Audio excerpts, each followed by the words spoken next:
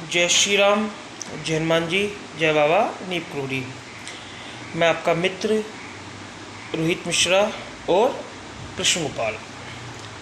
आज मैं महाराज जी की आपको एक अनोखी स्टोरी सुनाने जा रहा हूँ, जो स्टोरी का शीर्षक है बाबा का बुलेट प्रूफ कंबल।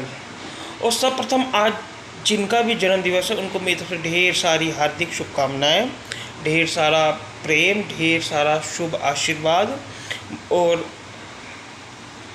दुर्गाष्टमी की हार्दिक शुभकामनाएँ। माँ भगवती आपको खूब सुख शांति दें, माँ महागौरी आपको खूब खुश रखें, आप हंसते रहें, मुस्कुराते रहें, स्वस्थ रहें, आनंद में रहें, प्रभु का सुमरन करते रहें, कर्म करते रहें। आज मैं आपको एक स्टोरी बताने जा रहा हूँ। एक बार महाराज जी फतेहगढ़ जाते हैं, अपने भक्त होते हैं, दंपति भक्त पति पत्नी होते हैं। तो वो महाराज जी के आने से वो दंपति बड़े खुश होते हैं।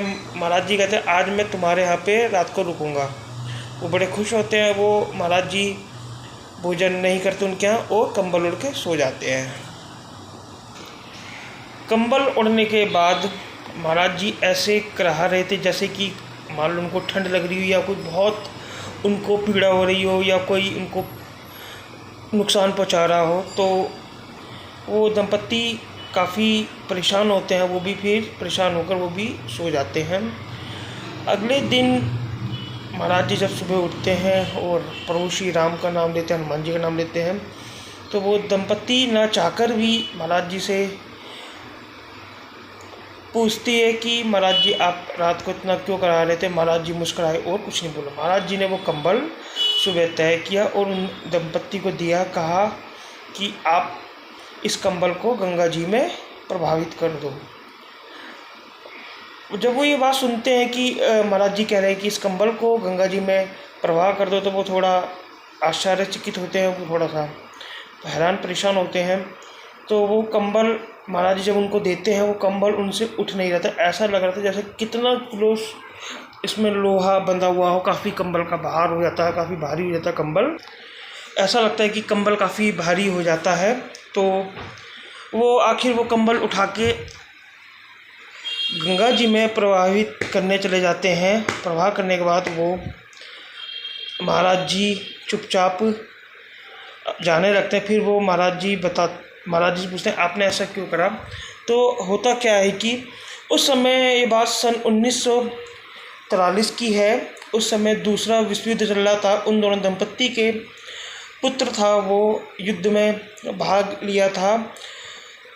उस युद्ध में उन दंपत्ति के बेटे को इतनी गोली लग रही थी, वो महाराज जी ने अपने शरीर में ले ली और महाराज जी ने उनकी दंपत्ति की जान बचाई। और महाराज जी ने जब वो गोली अपने शरीर में ले ली तो उनका बेटा जो युद्ध में शामिल था, तो वो बिल्कुल सुरक्षित था, सेफ था और ठीक ठाक था। तो कैसी लगी मेरी स्टोरी, कृपया करके महाराज जी से जितने भी मेरे भाई बहन जुड़े हुए हैं, मित्र जुड़े हुए हैं, मेरे चैनल को ज़्यादा से लाइक सब्सक्राइब करें। सभी भाई बहनों का बहुत बहुत धन्यवाद। मेरे को बहुत सब्सक्राइब हो रहा है, मेरा चैनल सपोर्ट कर रहे हैं, आप सभी का बहुत बहुत धन्यवाद। और मैं एक चीज़ और बता दूं, कुछ लोग मेरे से पूछते हैं हनुमान चालीसा कैसे करनी चाहिए। हनुमान चालीसा मैं आपको बता दूं, किसी भी आप अन्य देवी देवता का पाठ कर रहे हैं या गुणगान कर रहे हैं, तो दो शर्तें हैं। पहली शर्त है, अगर आप मंदिर में जाके कर रहे हैं, घर में मंदिर बना हो उसके सामने बैठ के करें, तो नहा धो के आप करना आवश्यक है। मतलब मंदिर के सामने बैठ के कर रहे हैं तो शुद्ध होना, शारीरिक और मानसिक रूप से शुद्ध होना बहुत ज़रूरी है।